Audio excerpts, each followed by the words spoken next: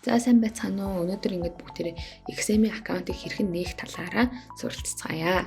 За бүгдээрээ эхлээд XM.com-г орчихсон байгаа. Энэ хуудсан дээр бүгдээрээ get started гэд энэ дээр дарна.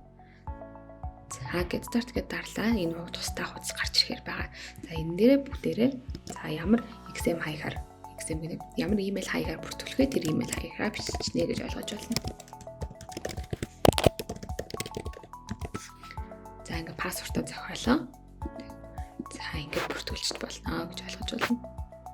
За бүртгүүлсэн дараа бүгдээр please check your email буюу одоо бид нар имэйлийн баталгаажуулахаар бид нар руу имэйл ирсэн байх хэвээр. За имэйлээ харцгаая. За тэгэхээр буцаад имэйл рүүгээ ороод энэ имэйл хаягаа бүртгүүлсэн имэйл хаягаа баталгаажуулах нь байна. За энэ verify your email address гэдэг байгаад за энэ маань оршоод verify email гэдээ дарчиж байгаа. За тэгэхээр таны email хаяг маань баталгаажаад цаашаа одоо аккаунтаа үүсгэх боломжтой болж байна гэсэн үг.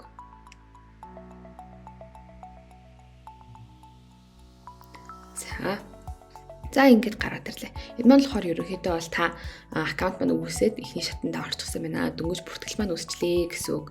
За бүртгэл маань үүсчлээ. Хоёул одоо бүгдээрээ баталгаажуулна гэж болно. Баталгаажуулж одоо бид нар бүгдээрээ бодит дансан дээр бодит ажиллаж байгаа хийх боломжтой болно. За хэрэв баталгаажгүй тохиолдолд бид нар болохгүй зөвхөн демо дансан дээр дарилж хийх боломжтой гэж ойлгож байна. За баталгаажуулъя гэвэл одоо verify now гэдээ дарчиж байгаа.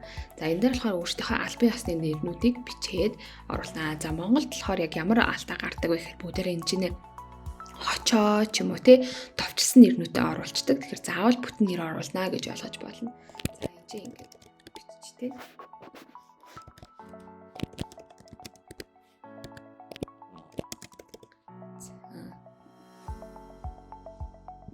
Гэт өтрөө сонгоод оноо сонгоод надаа мэдээж 18-аас дээш нас дээш настай байж арилжаанд бол орох боломжтой байгаа.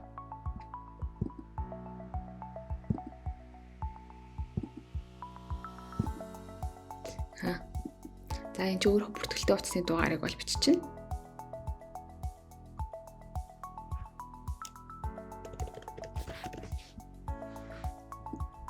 За ингээд орууллаа. За хаяг гэдэг маань мөн өөрийнхөө одоо оршин сууж байгаа бүртгэлтэй хаягийг бол оруулахаар байгаа шүү.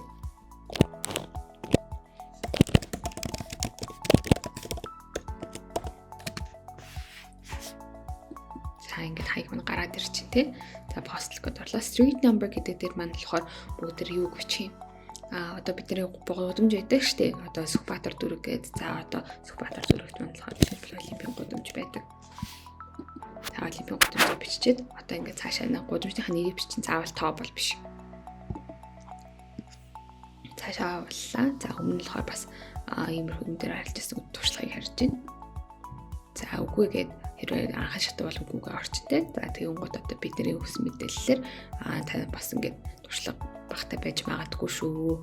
За гээд одоо юм харуулга өгч байна.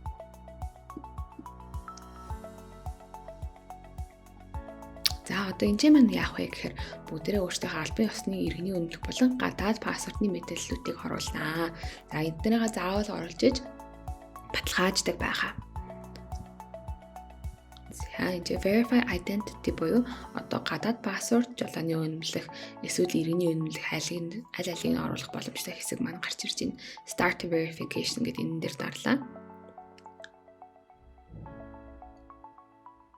За ингээ харж байгаах тий. За ингээ камер хэрэглэхийг зөвшөөрлөө. Баталгаажлаа. За энэчнээс болохоор алийг нь хийх вэ гэдгийг ингээ сонгож гадаад паспорт бол паспорт, иргэний үнэлэх бол national ID, жолооны үнэлэх бол driver's license гэж авчиж байна тий.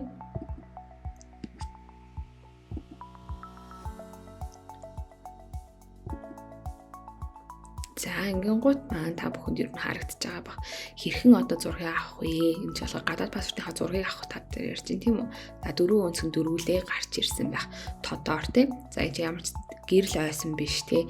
За тэрийг тасцсан биш. За ингээ бүрэлдсэн биш. Эсвэл ийм холоос бол байж болохгүй. Яг ингэж ойрхоноос дөрвөн өнцгөн орсон маш тод үг үсгэн бүтэн харагдаж байгаа байдлаар оруулнаа гэж ойлгож байна.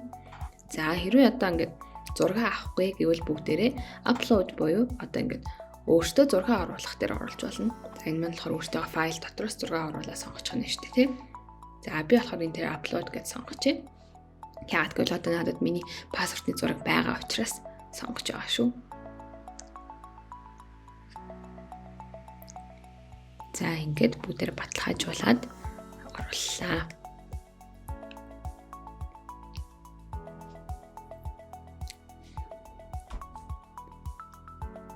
За одоо ингээд пассвортаа оруулсныхоо дараа бид нар баталгаажуулалтын 2 дугаар хэсэг рүү орчин өөрийнхөө царайг баталгаажуулдаг байгаа. Тэгэхээр одоо ингээд камер маань компьютерийн камер эсвэл утасны камераар бидний нүүр царайг авна гэсэн үг. Мөн адилхан яасан одоо ингээд энэ чи дотор нэг бөөрийн хийг гарч ирнэ. Энэ дотроо нүүр царай маань бүтэн гарч ирэх ёстой байгаа. За мөн гэрэл байгаагүй янз бүрийн нэмэлт болохоор аксессуар буюу одоо нүдний шил, эмэг янз бүрийн юм бол нэмж байж болохгүй байгаа.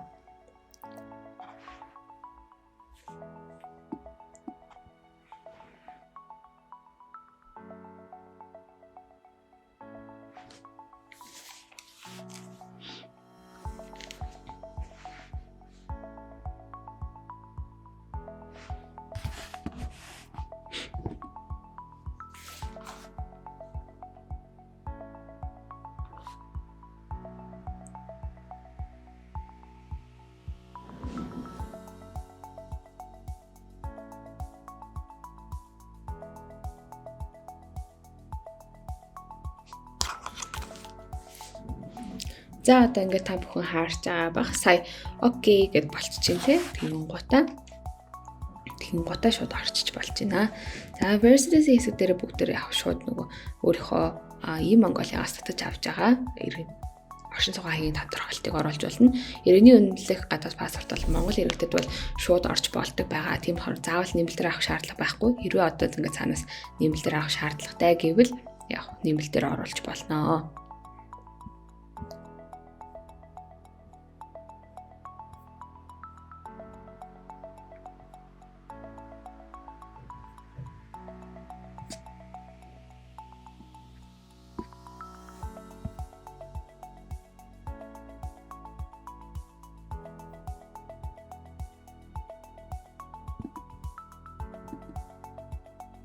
За ингээд би өөрийнхөө баримтыг оруулчлаа.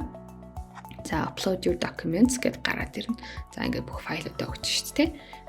За одоо ингээд бид нарын аль хэдийн ингээд иргэний үнэлэх гадаад паспортын айл нь мэдийн тэрүүгээр орсон баталгаажуулалт руу явуулчлаа гэж болно. За deposit гэдэг маань данс цэнэглэхийг хэлж байгаа. За back to members area гэдэг маань яг нь буцаад нөгөө үндсэн аккаунтынхаа хэсэг рүү очно гэж болж байна. За та бүхэн одоо ингээ харж байгаа бүртгүүлчихсэн. За хувийн мэдээлэл оруулсан verify identity буюу одоо бидний аккаунт баталгаажж байна гэж ойлгож болно гэсэн үг. За ингээд яг энэ байдлаар бол бүгдээрээ аккаунтаа бол нээх боломжтой. За ингээд бүгдээрээ аккаунт нээсвэсний дараа энэ маань verified account гэдэг айлтын гараад ирчихнэ гэж ойлгож байна.